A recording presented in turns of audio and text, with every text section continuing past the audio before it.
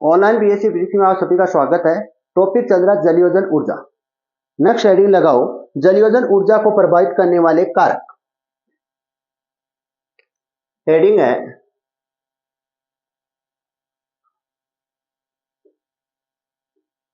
जलयोजन ऊर्जा को प्रभावित करने वाले कारक। जलयोजन ऊर्जा को प्रभावित करने वाले कारक हम पढ़ेंगे। जलयोजन ऊर्जा को प्रभावित करने वाले कारक। तो फर्स्ट कारक है आयनिक आवेश।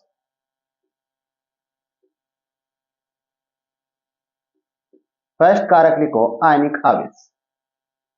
आयनिक जो आवेश है, आयनिक आवेश जलयोजन ऊर्जा का मान, ध्यान से सुनना, तो जलयोजन ऊर्जा का जो मान है, जो जलयोजन ऊर्जा है वो आयनिक आवेश के क्या होती है, समानुपाती होती है।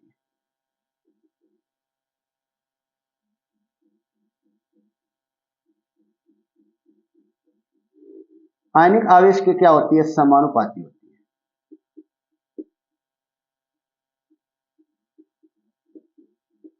समानुपाती चिन्ह आने का मतलब है आयनिक आवेश बढ़ने पर जलयोजन ऊर्जा का मान क्या हो जाता है, बढ़ जाता है। तो इसको किस प्रकार से लिखेंगे, जलयोजन ऊर्जा का मान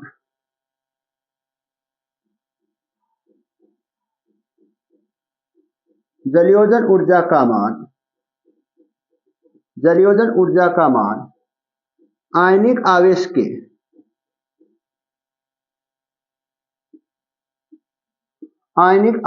के समानुपाती होता है।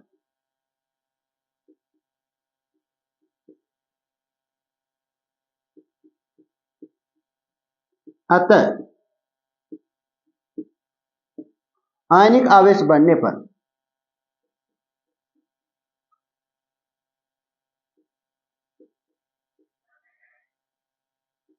आयनिक आवेश बढ़ने पर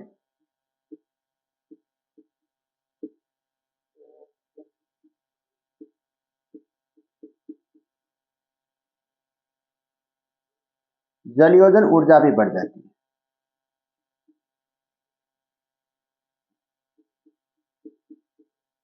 जलयोजन ऊर्जा भी बढ़ जाती है।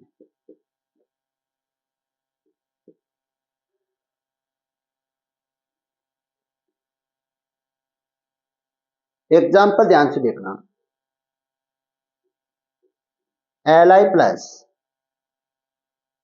Mg प्लस 2 Fe3, इसको ध्यान से देखना। सबसे ज्यादा आवेश किस पर है, Fe3 पर, Fe3 Fe पर, फिर किस पर है, Mg पर, फिर किस पर है, Li पर।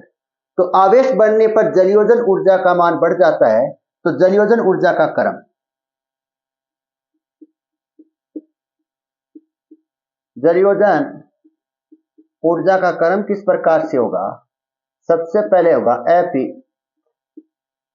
का होगा, फिर होगा Mg2 का, फिर होगा Li का, Li का।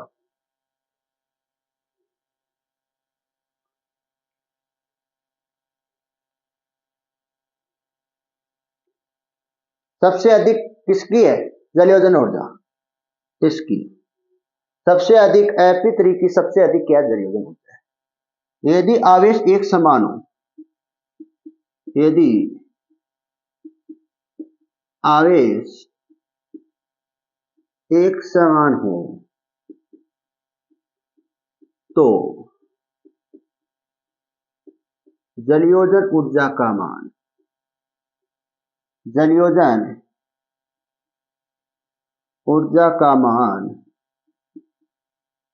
भी लगभग बराबर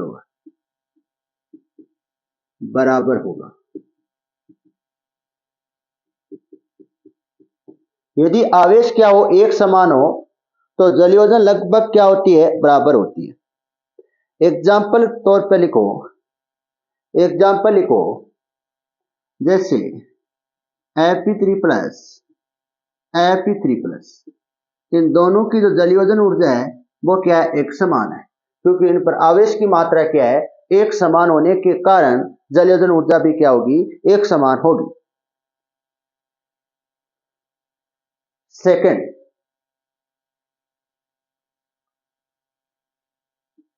आयनिक त्रिज्या, आयनिक त्रिज्या या क्या बोल सकते हैं, आयनिक आकार बोल सकते हैं, आयनिक आकार, आयनिक आकार।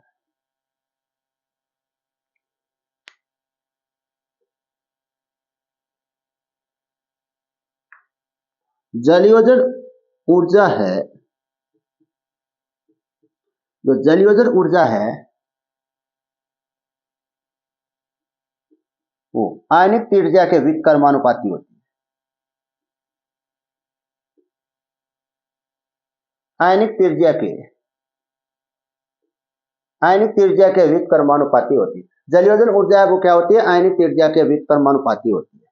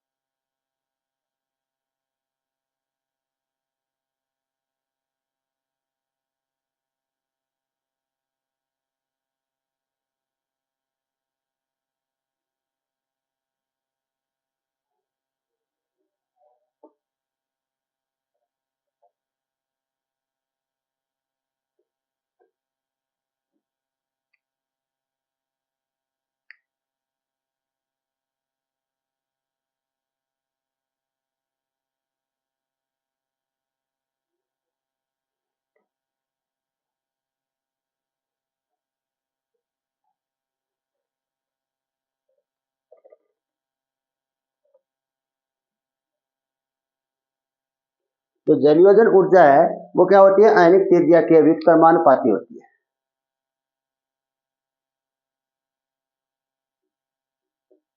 जलयोजन ऊर्जा का मान,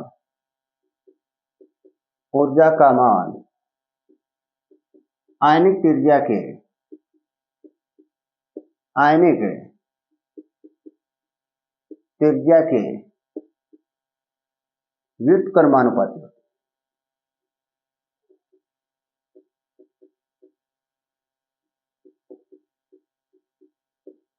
अतः आयनिक त्रिज्या बढ़ने पर, आयनिक त्रिज्या बढ़ने पर जलयोजन ऊर्जा का मान घट जाता है, ऊर्जा का मान घट जाता है। अतः आयनिक त्रिज्या बढ़ने पर जलयोजन ऊर्जा का मान घट जाता है। नेक्स्ट लाइन में लिखो, आवर्त सारणी में,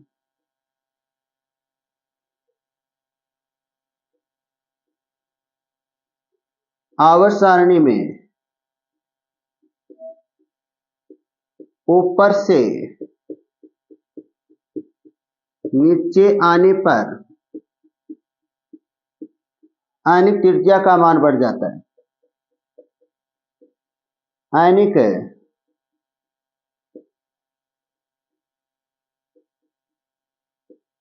त्रिज्या का मान बढ़ जाता है,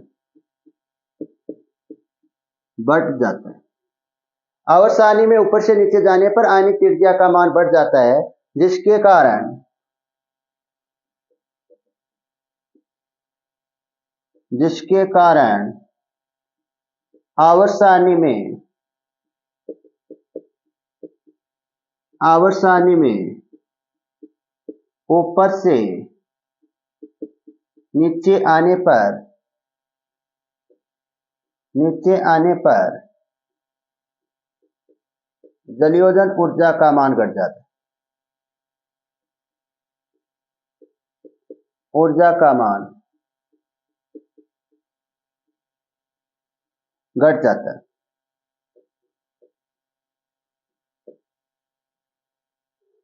जलयोजन ऊर्जा का मान घट जाता है।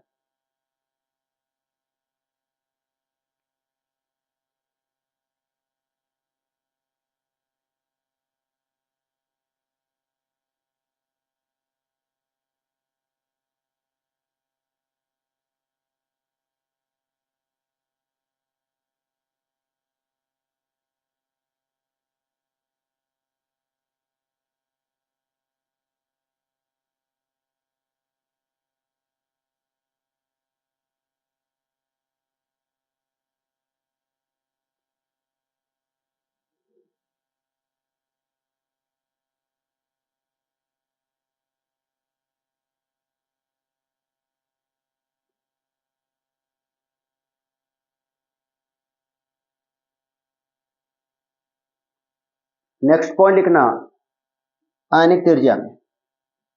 नेक्स्ट पॉइंट लिखना आयनिक त्रिज्या में।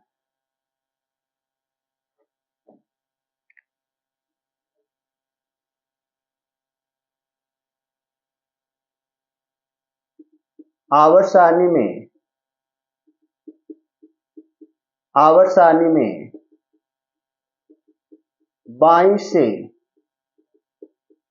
बाईं से दाईं ओर जाने पर, आवर्त सारणी में बाईं से दाईं ओर जाने पर आयनिक त्रिज्या घट जाती है।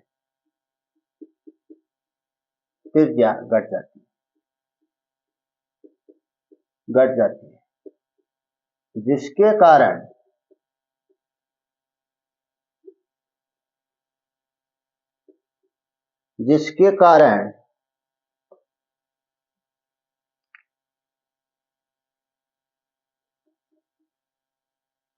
कारण आवर्त सारणी में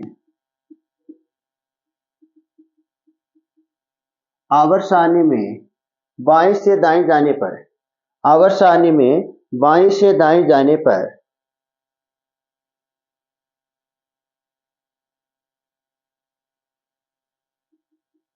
बाईं से दाईं जाने पर जलयोजन ऊर्जा का मान बढ़ जाता है। ऊर्जा का मान बढ़ जाता है। एग्जाम्पल ध्यान से देखना, जैसे Li plus Na plus K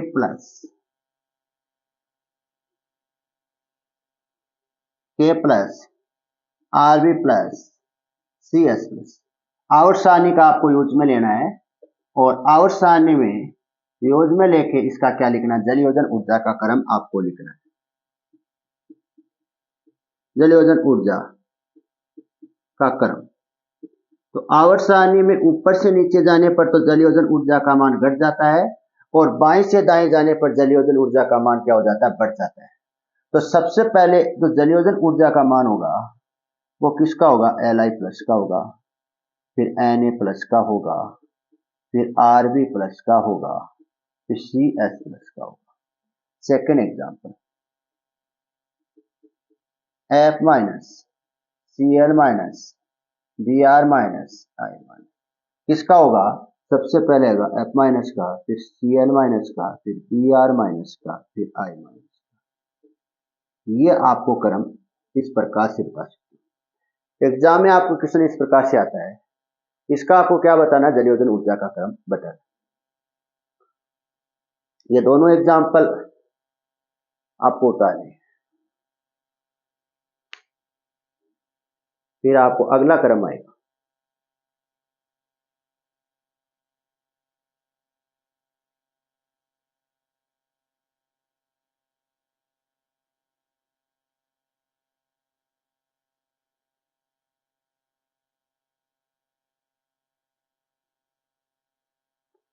to number,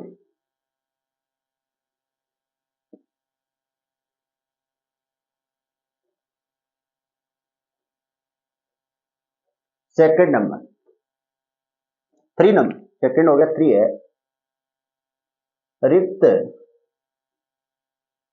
D कक्षक, रिक्त डी कक्षक की उपलब्धता।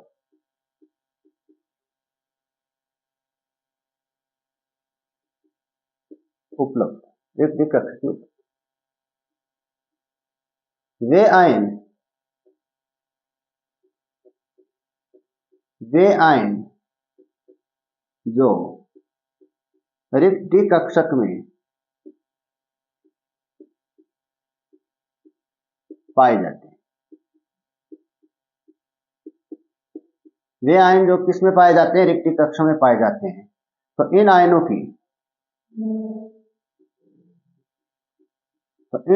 की आकर्षण बढ़ जाती है,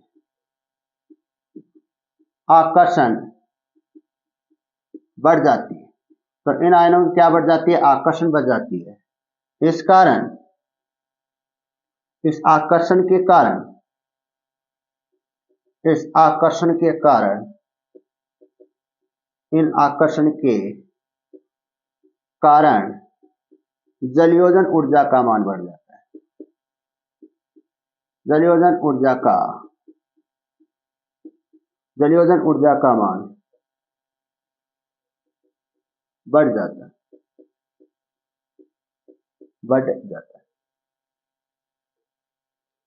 4 नंबर है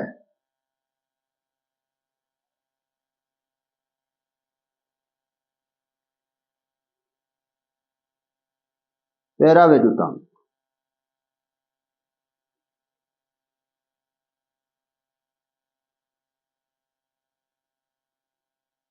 पैराविद्युतांक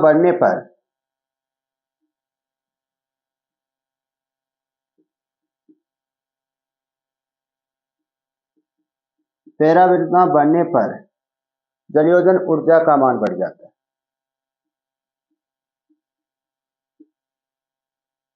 ऊर्जा का मान बढ़ जाता है।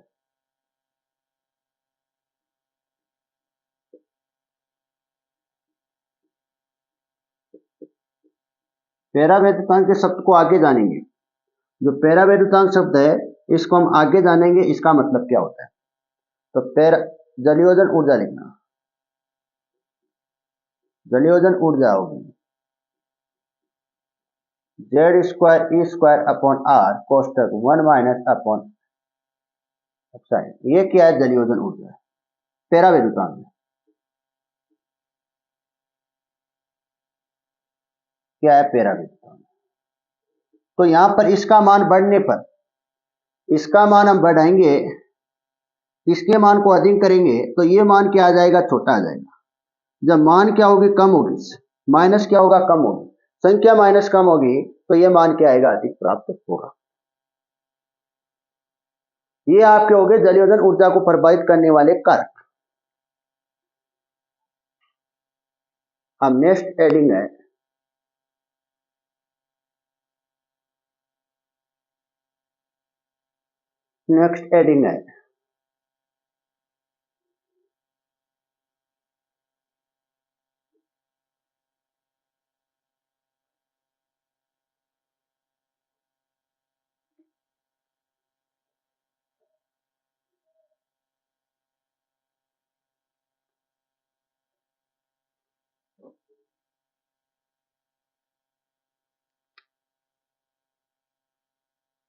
आयनिक युग,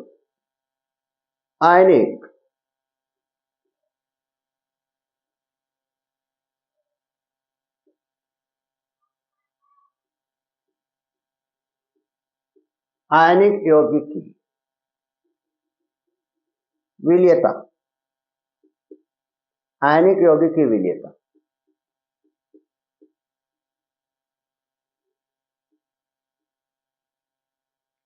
यहां पर विलीयता का मतलब क्या है, यहां पर विलीयता का मतलब है गुणना। ध्यान से सुनना इसको, यहां पर विलीयता का मतलब है गुणना।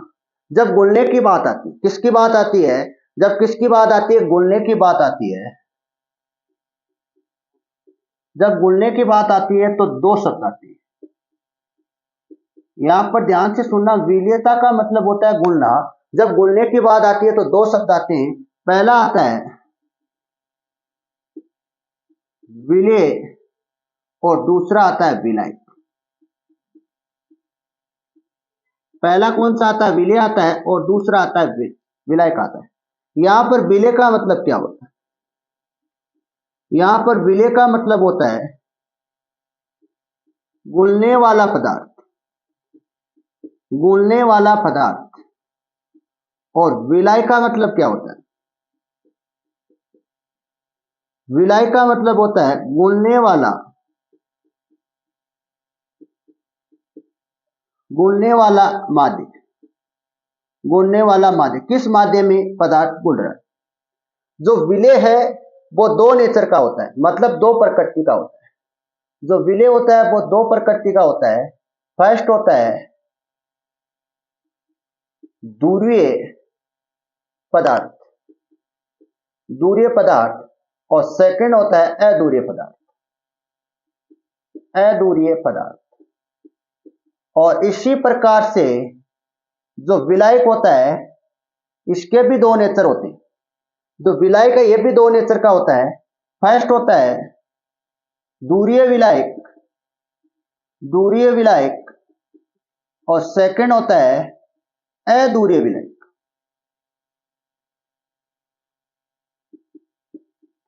अधूरीय विलायक। सेकंड क्या होता है? अधूरीय विलायक होता है। तो सुनना, क्या पढ़ रहे हैं? विलेयता पढ़ रहे हैं। विलेयता का मतलब होता है गुणना। जब गुणने की बात आती है तो दो शब्द आते हैं। पहला आता है विलेय और दूसरा आता है विलाय। यहां पर विलेय का मतलब होता है गुणने वाला पदार्थ, और विलाय का मतलब होता है गुणने वाला माध्य। किस माध्य में गुण रहा है? तो विलेय दो नेचर का होता है, मतलब दो प्रकृति का होता है। एक तो दूरीय पदार्थ होता है, एक तो दूरीय पदार्थ प्रकृति का होता है, और एक अधूरीय पदार्थ प्रकृति का होता है। इसी प्रकार से जो विलायक है यह भी दो प्रकृति का होता है। एक तो दूरीय विलायक प्रकृति का होता है और एक अधूरीय विलायक प्रकृति का होता है। अब सुनना, अब मैं फर्स्ट पॉइंट लिख रहा हूं, ध्यान से लिखना। फर्स्ट पॉइंट में ये लिख रहा हूं, तो दूरीय पदार्थ है, तो दूरीय पदार्थ है, ये जो दूरीय पदार्थ है ये किस में घुलता है? दूरीय विलायक में घुलता है। किस में घुलता है? दूरीय विलायक में घुलता है। दूरीय विलायक में क्या होता है? पूर्ण रूप से घुल जाता है। जो दूरीय पदार्थ है वो किस में घुलता है? दूरीय विलायक में घुलता है। सेकंड पॉइंट, सेकंड पॉइंट ध्यान से सुनना, अधूरीय पदार्थ, अधूरीय पदार्थ, जो अधूरीय पदार्थ है वो किस में घुलता है? अधूरीय विलायक में घुलता है। किस में घुलता है? अधूरीय विलायक में घुलता है। ये दो पॉइंट हो गए। जो अधूरीय पदार्थ है वो किस में घुल रहा है? अधूरीय विलायक में घुल रहा है। Point number three, point number three है दूरीय पदार्थ अधूरीय,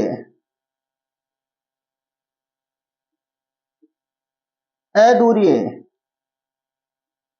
विलायक में नहीं घुलता है।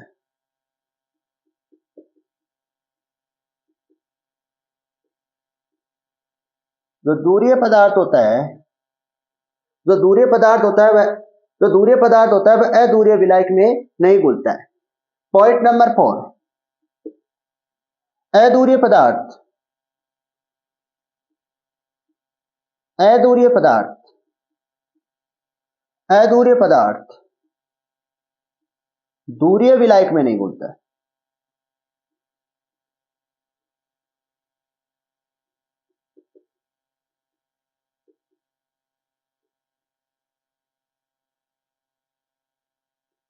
नहीं घुलता है। ये आपको 4 पॉइंट याद रखना। अब इसको लिखते हैं, किस प्रकार से हम इसको लिखते हैं। टॉपिक है विलेयता। विलेयता का मतलब होता है घुलना। घुलने की बात आती है तो यहां पर दो शब्द आते हैं। एक तो आता है विलेय और एक क्या आता है? विलायक आता है। एक तो विलेय आता है और एक क्या आता है? विलायक आता है।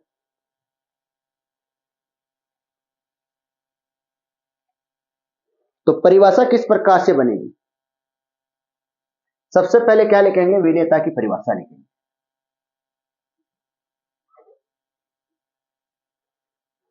तो परिभाषा लिखना,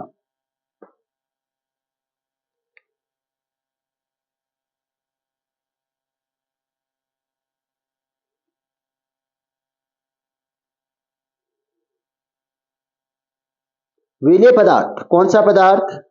विलेय पदार्थ, विलेय पदार्थ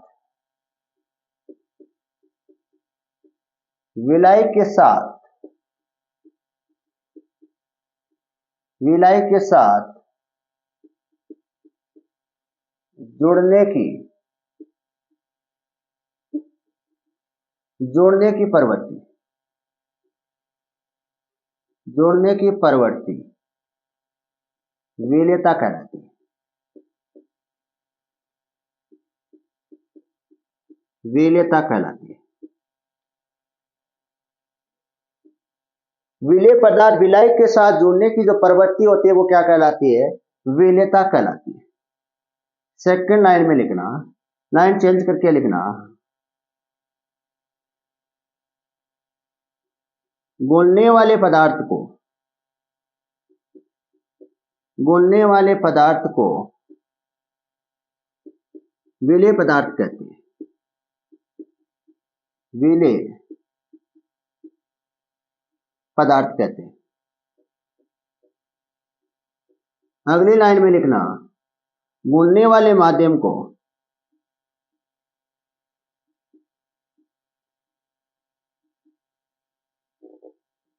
बोलने वाले माध्य को, माध्य को विलायक कहते हैं। विलायक कहते हैं। अगली लाइन चेंज करके लिखना, विलेय पदार्थ, विलेय पदार्थ, विलेय पदार्थ दो प्रकार के होते हैं। विलेय पदार्थ दो प्रकार के प्रकृति के होते हैं। विलेय पदार्थ दो प्रकार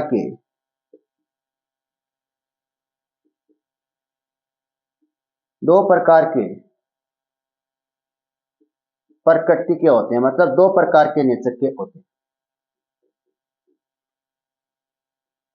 फर्स्ट है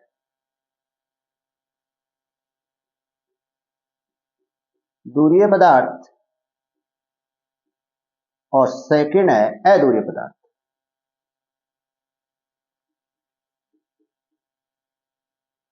अधूरीय पदार्थ।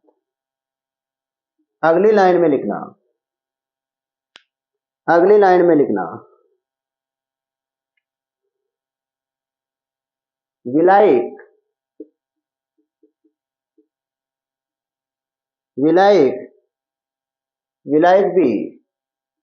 विलायक भी दो प्रकार के प्रकृति के होते हैं। विलायक भी दो प्रकार के प्रकृति के होते हैं। फर्स्ट लिखना, फर्स्ट है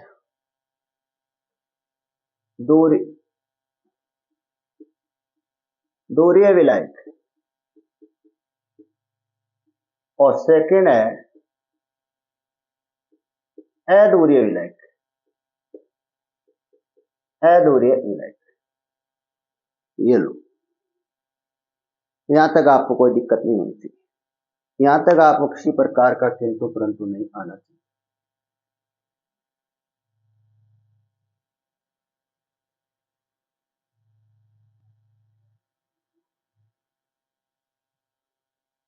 यहां तक आपको किसी प्रकार का किंतु परंतु नहीं होना चाहिए।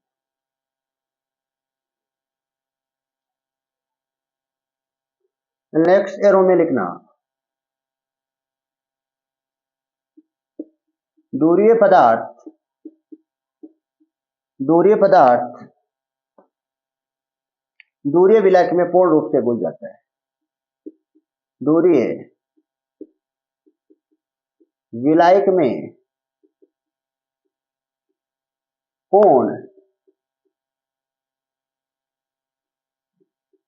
पूर्ण रूप से घुल जाता है। अगले लाइन में लिखना, अधूरीय पदार्थ, अधूरीय पदार्थ, अधूरीय विलायक में पूर्ण रूप से घुल जाता है,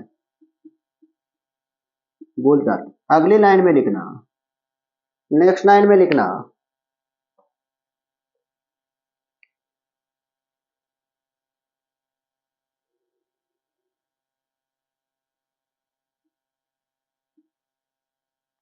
ध्रुवीय पदार्थ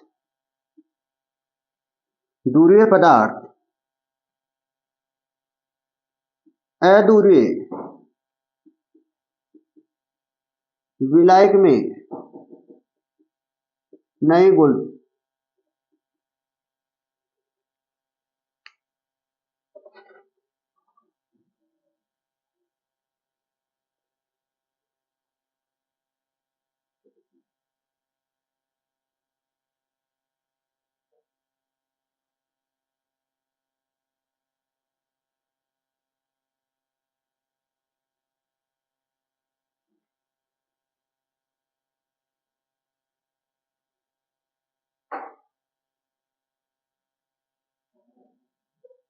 जो ध्रुवीय पदार्थ है वो अध्रुवीय विलायक में नहीं नहीं घुलता है, नहीं घुलता है।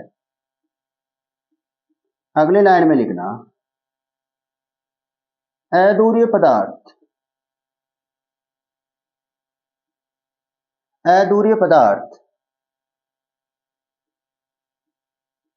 ध्रुवीय विलायक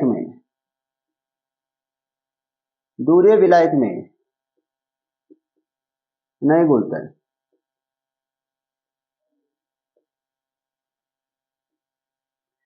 ये आपको सारे पॉइंट लिखने।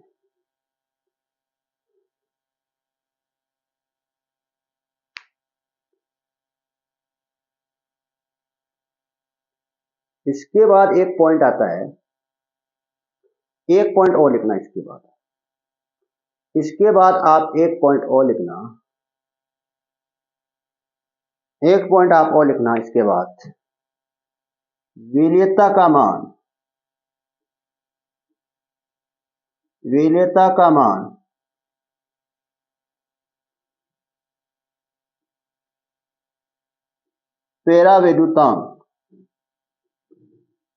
पेरावैद्युतांक के मान पर निर्भर करता है।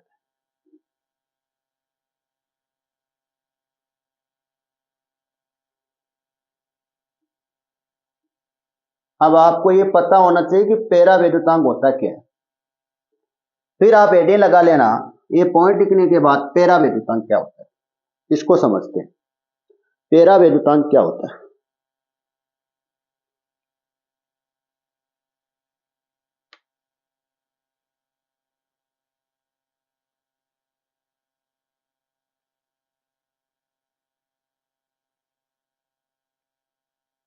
पेरावैद्युतांक क्या होता है?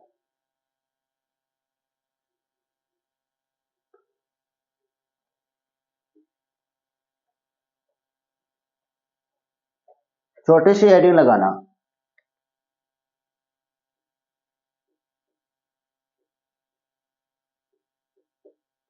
पेरावैद्युतांक क्या होता है? हमारे पास क्या है, कोई घुलनशील पदार्थ है। सुनना ध्यान, हमारे पास क्या है, कोई घुलनशील पदार्थ है और इस घुलनशील पदार्थ में क्या पाए जाते हैं? आंशिक आवेश पाए जाते हैं। क्या पाए जाते हैं? आंशिक आवेश उपस्थित है। इस घुलनशील पदार्थ में क्या उपस्थित है? आंशिक आवेश उपस्थित है। और इन आंशिक आवेश को हमको क्या करना है? नष्ट करना। आंशिक आवेश को नष्ट किसके द्वारा करना है? विलायक के द्वारा करना है। विलायक का मतलब होता है घुलने वाला माध्यम। जो माध्यम है उस माध्यम में कोई पदार्थ है, वो घुलनशील कोई पदार्थ है और विलायक के द्वारा हमको क्या करना है? आंशिक आवेश को नष्ट करना है। किसको नष्ट करना है? आंशिक जो आवेश है उसको क्या करना है? नष्ट करना है। आंशिक आवेश को नष्ट करने का मतलब है उदासीन करना है। क्या करना है? उदासीन करना है। क्या करना है? उदासीन करना है। एक शब्द आता है इसमें समता। समता का मतलब होता है ऊर्जा, एनर्जी। क्या होता है? ऊर्जा, एनर्जी। तो सुनना किस प्रकार से लिखेंगे। तो विलय के द्वारा आंशिक आवेश को नष्ट करने की जो क्षमता होती है, क्षमता की जो मात्रा होती है, क्षमता की जो मात्रा होती है, इसको हम क्या कहते हैं? पेराविद्युतांक पदार्थ कहते हैं। सुनो, हमारे पास क्या है? कोई घुलनशील पदार्थ है और इस घुलनशील पदार्थ में क्या विद्यमान है? क्या उपस्थित है? आंशिक आवेश उपस्थित है। और इन आंशिक आवेश को क्या करना है? नष्ट करना है, मतलब उदासीन करना है।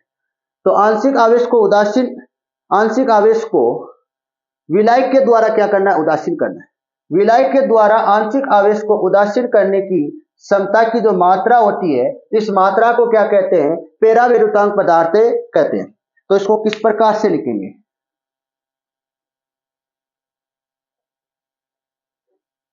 घुलनशील पदार्थ, घुलनशील पदार्थ, घुलनशील पदार्थ में आंशिक आवेश उपस्थित होते हैं। आंशिक आवेश उपस्थित होते हैं या विद्यमान होते हैं। इन आंशिक आवेश को, इन आंशिक आवेश को विलय के द्वारा, किसके द्वारा? विलय के द्वारा नष्ट करने की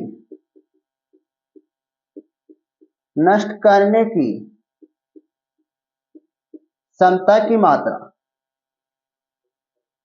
क्षमता की मात्रा को पेराविद्युतांक कहते हैं। क्या कहते हैं? पेराविद्युतांक कहते हैं। सुना, घुलनशील पदार्थ है और घुलनशील पदार्थ में क्या उपस्थित है? आंशिक आवेश उपस्थित है। इन आंशिक आवेश को विलय के द्वारा क्या करना है? नष्ट करना है। तो नष्ट करने की जो क्षमता होती है, जो ऊर्जा की जो मात्रा होती है, उसको हम क्या कहते हैं? पेराविद्युतांक कहते हैं। यह आपका पेराविद्युतांक। यहां पर ये नया शब्द जुड़ा है, विलेयता का मान पेराविद्युतांक पर निर्भर करता है।